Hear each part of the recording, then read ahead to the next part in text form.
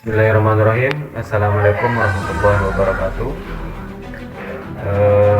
Hari ini saya akan menyelami pidato inspiratif Leonardo DiCaprio tentang krisis iklim.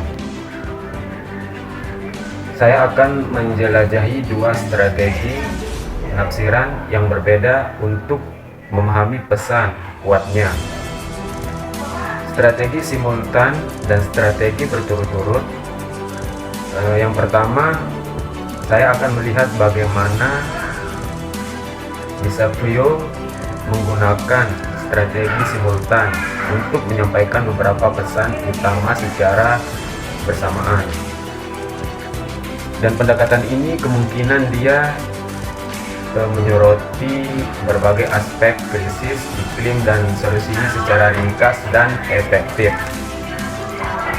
Dan selanjutnya saya akan beralih ke strategi berturut-turut, di mana saya akan menganalisis pidato DiCaprio ini secara kronologis. Pendekatan ini kemungkinan kita untuk melacak perkembangan argumennya dan memahami bagaimana dia membangun momentum dan keyakinan. Melalui analisis ini, kita akan mendapatkan pemahaman yang lebih dalam tentang pesan DiCaprio dan bagaimana dia bagaimana komunikasinya dengan cara yang kuat dan persuasif. Siap untuk menyelami? Oke, baiklah. Mari saya akan mulai. Yang pertama, untuk isi penafsiran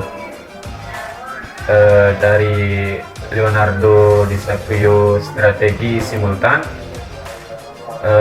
Leonardo menyampaikan pidato sebagai aktor dan warga negara yang peduli tentang krisis iklim. Dia menekankan bahwa perubahan iklim adalah kenyataan yang tidak dapat diabaikan dan memiliki dampak yang signifikan pada planet kita. Dia menyerukan tindakan tegas dari industri dan pemerintah untuk mengatasi krisis ini. Dia juga menekankan pentingnya transisi ke energi terbarukan dan mengakhiri subsidi untuk industri bahan bakar fosil. Dia juga menyatakan bahwa krisis iklim bukan masalah partisan, melainkan masalah kemanusiaan dan kelangsungan hidup. Dia memohon kepada para delegasi dan pemimpin dunia untuk bertindak dengan berani dan jujur untuk mengatasi krisis ini. Dan untuk strategi berturut-turut di sini, Leonardo DiCaprio juga memperkenalkan dirinya sebagai aktor dan warga negara yang peduli tentang krisis iklim. Dia menggambarkan peran aktornya sebagai pemeran karakter fiktif yang memecahkan masalah aktif.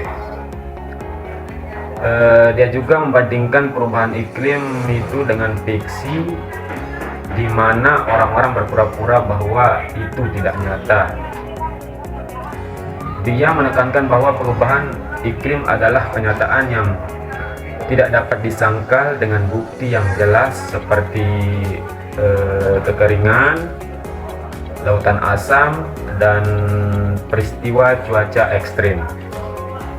Di sini dia mengutip pernyataan Laksamana Samuel Locklear tentang perubahan iklim sebagai ancaman keamanan utama. Dia menyerukan para delegasi untuk membuat sejarah dengan mengambil tindakan tegas terhadap perubahan iklim. Dia juga menekankan bahwa solusi tidak hanya tentang tindakan individu, tetapi juga membutuhkan tindakan industri dan pemerintah.